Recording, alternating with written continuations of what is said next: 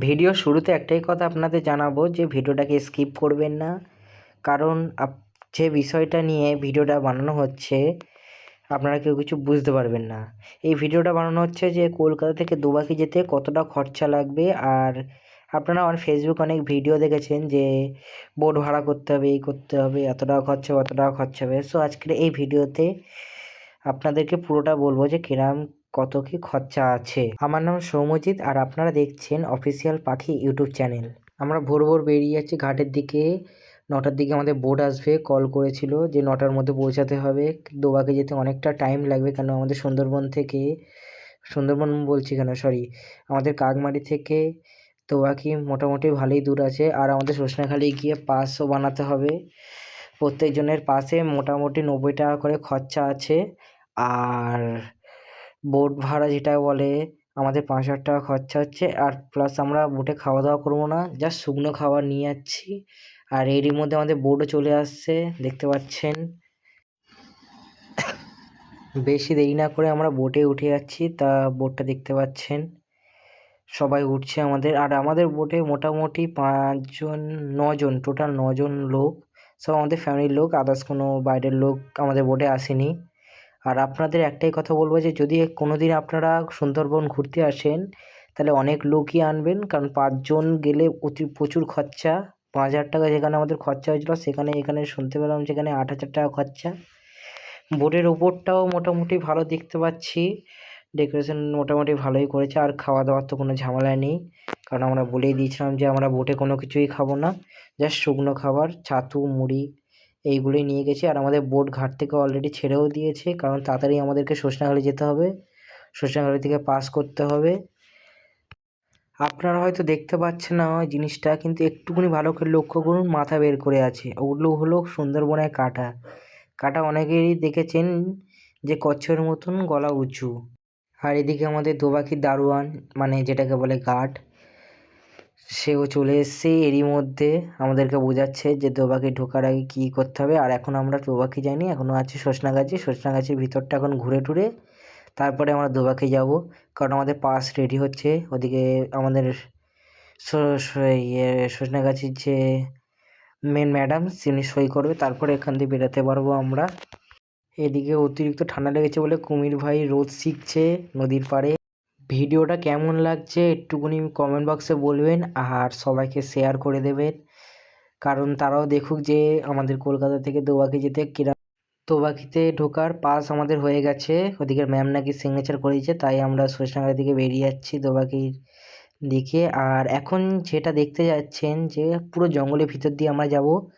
জঙ্গলের ভিতরে যেগুলো জাল দেওয়া থাকে না, জঙ্গলের সাইডে একটা নদী টাইপের ঢুকে যাচ্ছে দোবাকির দিকে, ওখানে কোনো জাল দেওয়া নেই, দু সাইডে জঙ্গল। আর এর মধ্যে একটা ছোট নদী আছে, এটা আপনারা পরে দেখতে পাবেন যে বাঘ যদি এপার থেকে ওপার লাফ কাটে তাহলে ডাইরেক্ট আমাদের বোটে এসে পড়বে। সো ওই জায়গাটায় খুবই ভয় পাচ্ছিলাম যদি কোনো বাঘ টাঘ যদি বেরিয়ে আসে। যেই জায়গাটার কথা এক্ষুনি আপনাদের বলছিলাম, এই সেই জায়গা, জঙ্গলের সাইডে নদী ঢুকে গেছে, এটা পুরো জঙ্গলের সাইড।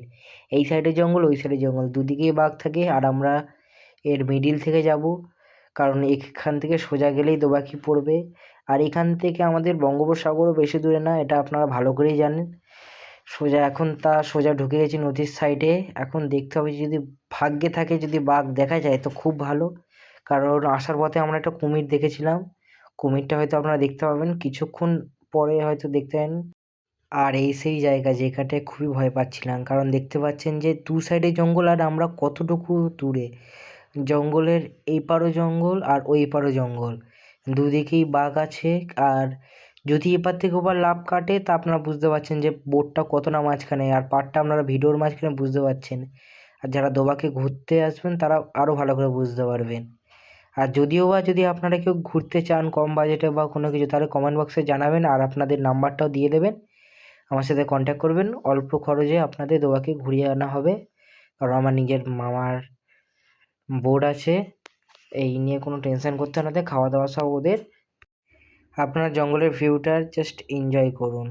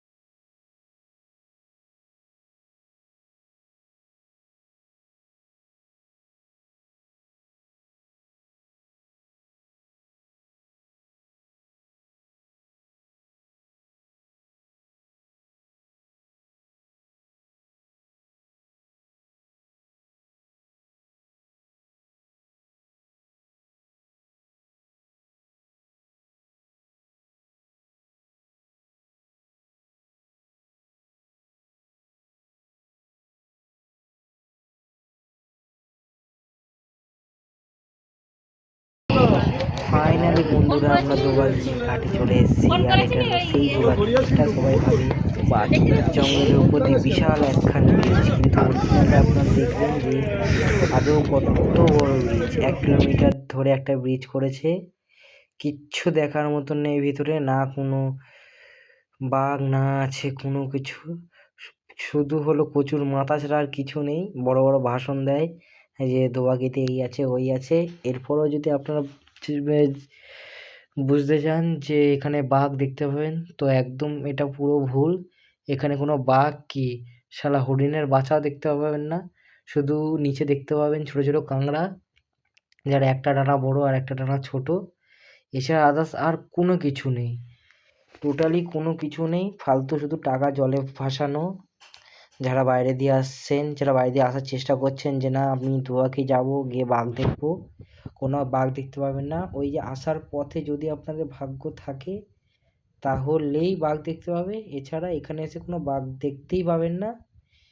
যদি বিশ্বাস না করেন তাহলে আপনারা যাদের কাছে বোট টোট ভাড়া করবেন তাদের কাছে জিজ্ঞেস করে নেবেন, বা কোনো গাইডের কাছে শুনিয়ে নেবেন।